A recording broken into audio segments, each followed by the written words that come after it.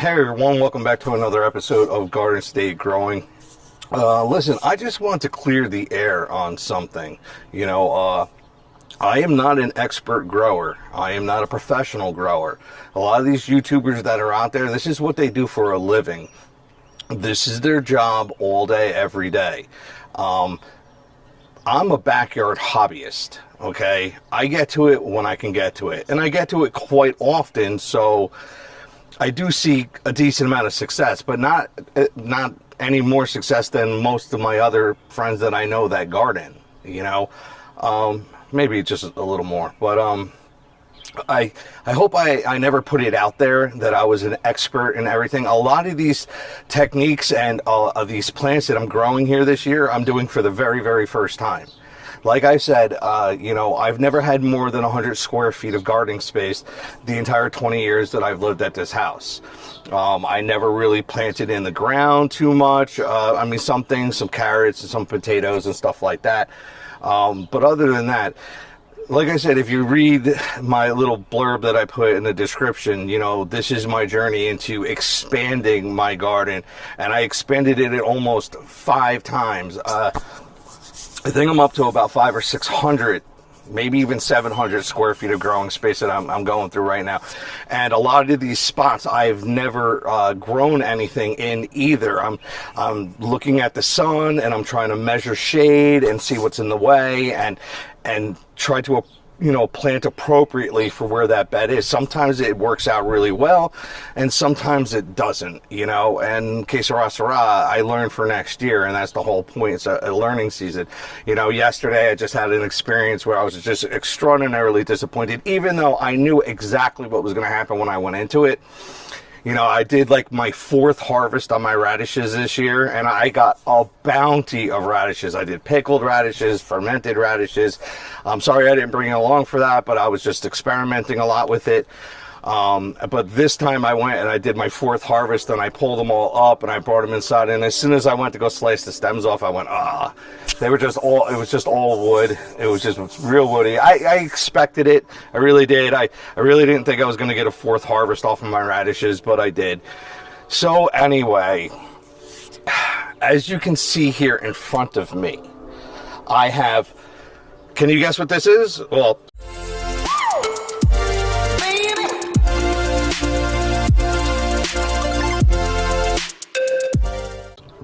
obviously, it looks like sweet potatoes, Japanese sweet potatoes, to be exact. I was, watching a YouTube video, and this guy was like, hey, take a sweet potato, stick it in a cup, let the roots grow, let the slips grow real tall. Now, I've kind of done something like this in the past. I have soaked them in water. I have let them, root a little bit and let some of the slips go. But then I just went right ahead and I took the whole sweet potato and I just stuck it in the ground. And I always did pretty good with it. To be honest with you, they're some of the most delicious sweet potatoes I've ever had in my entire life. Just absolutely beautiful. But that's not technically the technique that a lot of people are saying that I should do. So today we're going to do a couple experiments with these sweet potatoes. Right now I have planned to do 2 different experiments with 2 different buckets. And I'll just tell you right now what they are, okay? In one bucket, I'm going to still do the new technique of removing the slips from the potato instead of just burying the entire potato, okay, and putting it in the bucket and then adding enough soil to cover most of the leaves. I'm going to do that with both of them, okay? But in one bucket, I'm going to take that Miracle-Gro natural organic nature's cure, just regular, pretty premium potting soil, in gardening soil. So I'm going to just take that and put the potatoes, plant one in just that. That's it. That's it. Nothing more. Oh, no, I am going to fertilize them equally. I'm going to put the Dr. Earths in there, okay, and give it a nice good dose of it, too. Ooh, that stinks. So I am going to fertilize them the same, too. But in bucket B, okay, I'm going to put my mixture of mushroom compost, vermiculite, perlite, peat moss, worm castings, and chicken poop. Okay, that's what's going to go into bucket B. And I want to see the difference between all the energy and ingredients and that I put into an entire mix, or if you just use a commercially bought bagged organic soil from the store. Now I'll tell you, regardless of how they grow, it is actually a lot cheaper to make it yourself. It's a lot cheaper if you do the mushroom compost, even though you have to go out and buy all these ingredients. All those ingredients, they last you for most of the season. It's not like you have to do it every time you're making a bucket of dirt. I mean, you buy them once and they'll last you the entire season. I mean, I still have vermiculite and perlite and everything that I bought. I mean, I think I bought another bag of worm castings, but and maybe even chicken coop poop, but the peat moss, I mean, I still have tons of that I bought way back in the beginning of the season. It's still cheaper to make it yourself, regardless of how they grow. But if one of them just completely outperforms the other, we might have our answer on this end. Is it easier just to go and buy a bag of soil at the store, or try to make it yourself? So now we need to get into how we do the slips on the potatoes. So let me bring you in a lot closer to show you that and show you what I believe I've learned, okay?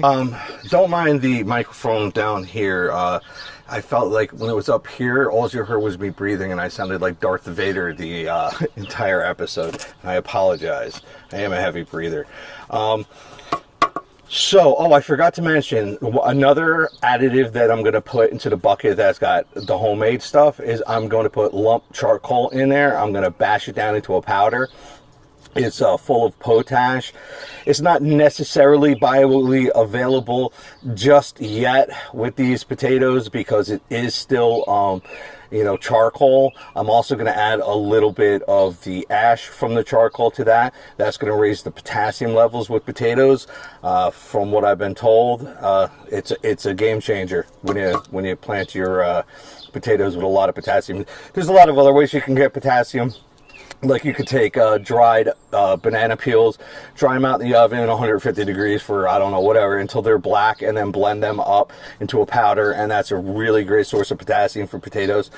So here, what I'm going to do is I'm going to cut up some of these fine examples of sweet potato slips. These beautiful, beautiful, lush, and I'm going to I want to say one thing. I grew these inside my house on my kitchen counter. I didn't even put these in front of a window. I did last night. I knew I was going to do this video, so I put them in front of the window yesterday, and they exploded. I don't know, at least another foot overnight from half a day in the window, and that's not even a south-facing window. That's an east-facing window.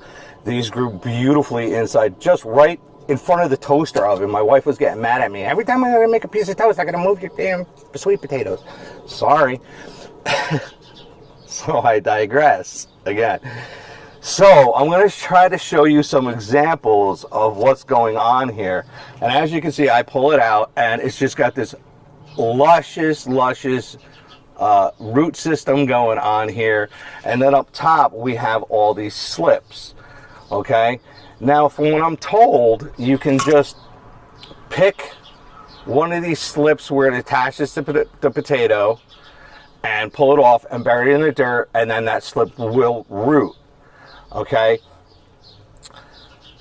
And then I'm also told that you can take a knife and you can cut it and leave some potato on there for some energy while it's growing, and that'll grow roots. But let me find you an example. Here, right here. From what I am told and what I've been shown, it's this one right here. This is what you really want to see. You want to see the slips and the roots coming from the bottom of the potato. And that's really what you want to plant. So this is what I'm going to harvest to do this experiment. Now I'm going to show you me cutting up some other ones later, because I'm going to divide them up into new glasses of water, and I'm going to see if I can create this on those potatoes as well. Even though I'm told I could just take one of these potatoes, dump it in the ground, you'll get sweet potatoes. You can take some of the slips from the top, dump it in the ground, sweet potatoes. Chop off the top, dip it in the ground, sweet potatoes. You're going to get it. But this is supposed to be the best way to do it, okay? And you can recreate these with the slips that you already have, and I'll show you that a little bit later on. So I'm told you can just pull these off right off the potato. I'm scared. You know what? I think I'm going to use a knife. You know what? I think I'm going to just cut this right there down the middle. And you know what? Here we go. This one's going right back into the water, almost completely buried. And then here's what I think I would rather do is try to just, yeah, okay. I'm liking that a little bit because I don't know if you can see, like there's a lot of stems coming out, a lot of branches coming out, but it all culminates down to like one bud that, oops, I'm sorry. It all culminates down to like one bud that's attached to the potato. That's what you want to save.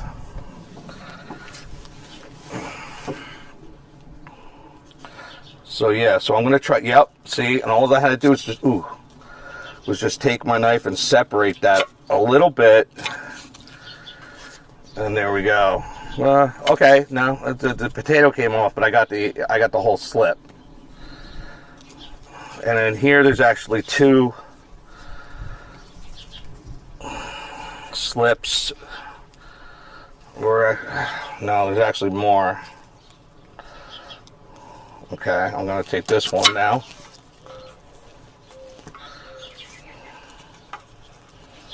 And this one here.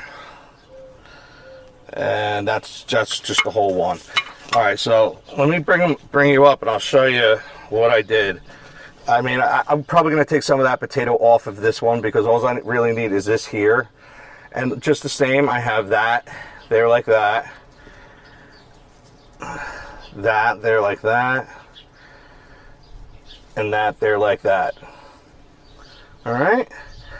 So these are the ones that I'm going to be using in this experiment between B and A. Do I have another one? I think I have another one here. I do have another one. You know what? These are little. It's see how it's coming from the bottom and putting out the slips and the roots, but it's not ready yet. So I'm going to put that in a new glass of water. Now this one, I'm not exactly sure what to do with. I think I'm just going to, because I already have some really nice slips at the top, I'm just going to cut it about halfway down. And I'm going to put it right back into its cup of water. This one's starting to go off from the bottom, which is good. And I heard the orientation of the potato that you put in, that there's a top and a bottom. You're supposed to put the blunter end at the bottom. I don't know if that applies to sweet potatoes, but it's obviously some are growing perfectly from the top and some are growing perfectly from the bottom. It's hard to tell. Okay. All right. See, same thing with these two. This one's starting to sprout really well at the bottom, and this one's just got a big massacre on top. So I have some more cups here. Let me get some water. This one again, I'm just going to take it. And here's the thing, here's what I predict is going to happen. This one with all the nice roots on the bottom is going to throw up slips real soon, right out from the top, because I'm just going to lay it right back down in that water. And I'm not going to put toothpicks in it. I'm just going to submerge it right in that water and just let it go. And then this one, I'm going to throw in the water. I got to remember to bring these back inside today because this is their first day out in actual sunshine, like any type of actual sunshine. So they will, if I just leave them out here. The ones I'm going to plant in a container, I'm going to go put under my pergola thing and get them into the shade, real soon. What I really want to do is get these into Here, I gotta get some more cups of water because I want to get these in the water. I don't want them to suffer. All right, everyone, as you can see, I have gone ahead and finished up cutting these sweet potatoes in half and putting the rooted ones like that down in there like that, and then the top sprouting ones in there like that. So maybe that these top slips will go right ahead and start rooting, and I'll have some nice slips with roots. So I decided I'm going to do a third experiment, and let me pick one that I think is good. I think I'm going to do this one right here. I'm going to do this one right here. So I'm going to do a third bucket. It's going to be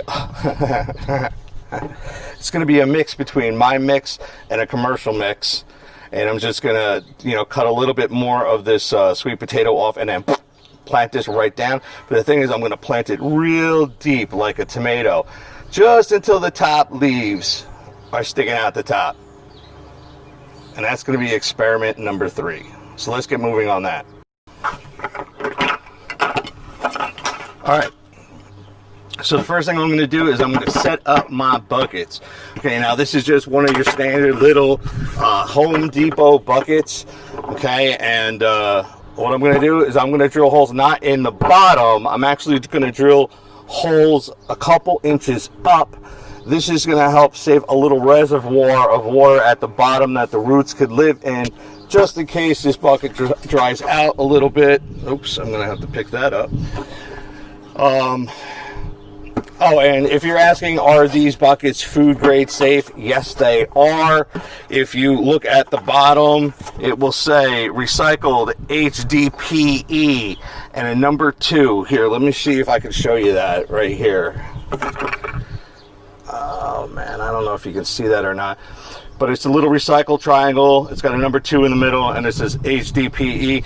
That means this is food grade safe. You can use this to grow all your vegetables, as long as you have not used it to store any caustic materials like paint or something like that. I would not use a used bucket.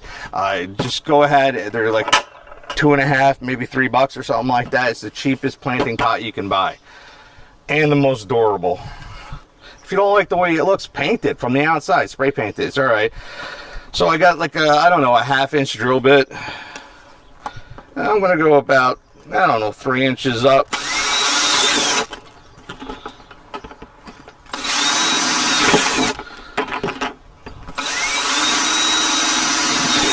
All right, so let me finish up these buckets and then we'll come right back. All right, guys, so the last thing that I have to do is I'm going to put some shade cloth, or not shade cloth, some gardening weed cloth. Okay, I've had this in my basement probably for 15 years, literally. I used it when I first started growing, and then I remember that I hated it, and it just stayed in my basement forever. It does have some uses, just not the uses that I use it for.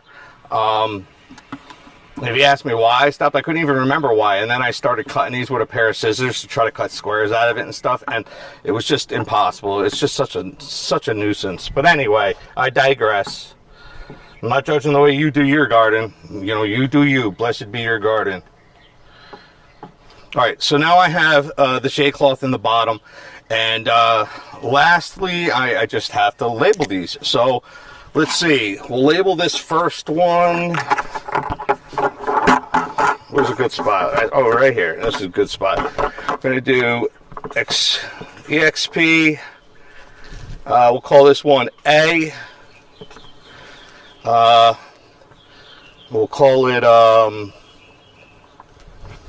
it top slip,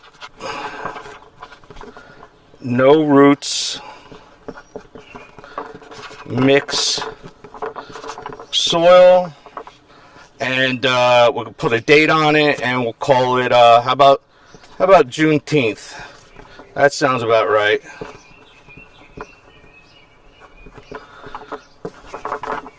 There you go. Experiment A, top slip, no roots, mixed soil, Juneteenth. So this one we're going to call experiment 2. And we're going to say homemade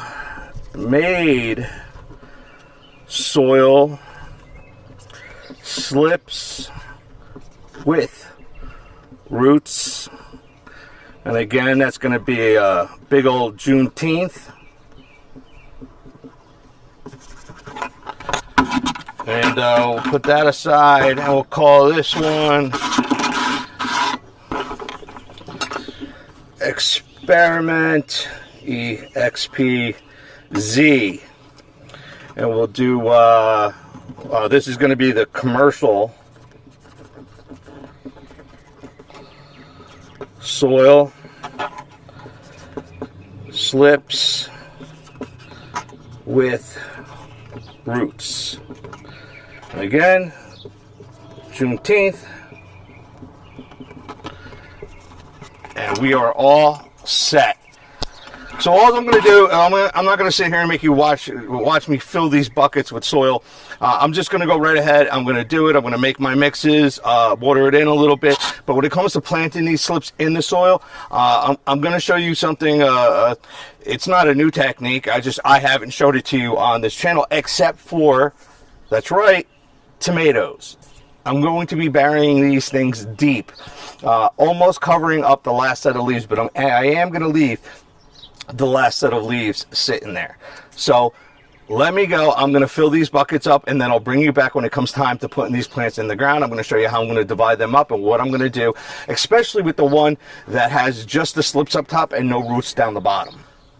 Okay guys, here I have the bucket that is the top slips, no roots, mixed soil experiment A, Juneteenth.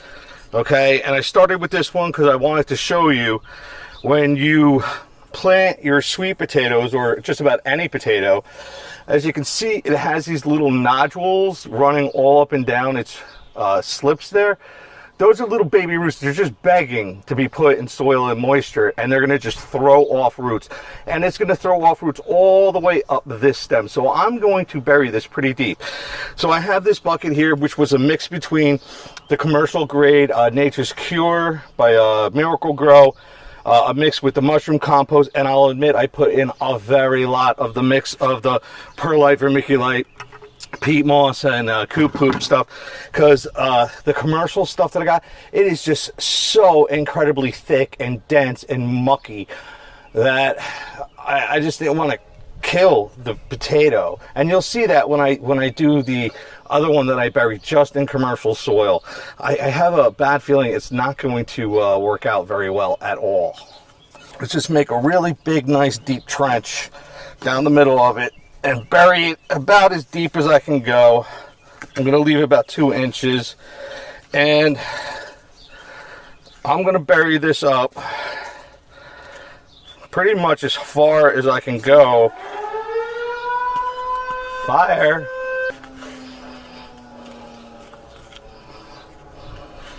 Alright, I hope you enjoyed that entertainment music by the South Amboy Fire Department. Thank you guys, you're my heroes. But anyway, so here we have the mix between my blend and the commercial mix. It was the top slips, no roots, buried all the way down to the bottom. And last but not least, I'm going to just water this in at the end with the rest of them. There's still a couple more inches of soil room. I'm going to do about this line here, this top inch or two, leave about 2 inches for some mulch at the top, but I'm not going to fill that in just yet. I will fill that in as this plant grows. Like I said, I buried a lot of that stem.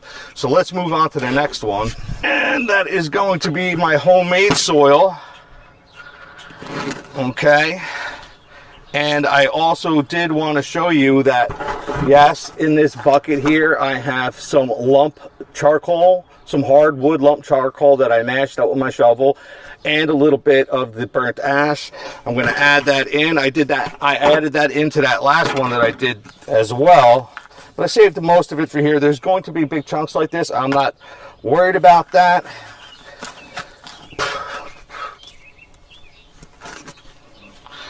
Damn ladybug, get off my face.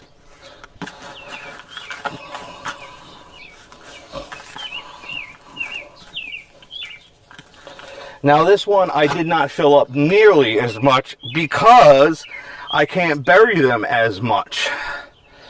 So now I'm going to pick out, it looks like there's about two small ones and a big one, and then 2 medium ones. So I'm going to put the 2 medium ones in this bucket here. And like I said, I'm going to bury it deep. Definitely looks like I need to add, what is that? I don't know. Get it out of there.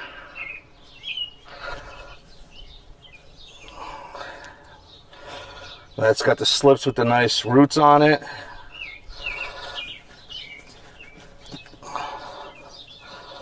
I'm going to add a little bit of that Dr. Earth's fertilizer. Got a little wet, so that's why it stinks.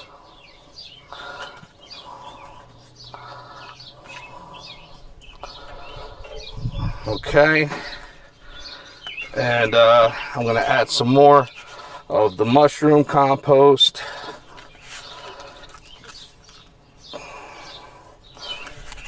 Bury them stems a little bit more, let them root a little bit better.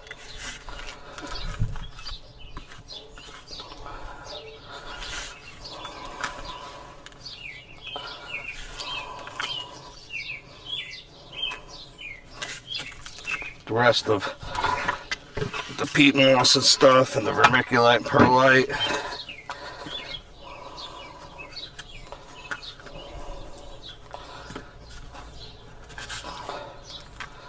Now I'm just going to keep this low. Like for tonight, I said I'm going to put these back underneath the canopy on my deck, so at least they get a little bit break from the sun, because they are still hardening off. They have barely had any sun at all whatsoever on my counter. So there, that's it for that one. So that one's buried and done, and I'm going to put that aside, and I'm going to set up the third one. And as you can see, it's like muck. It's really got a lot of moisture in it already.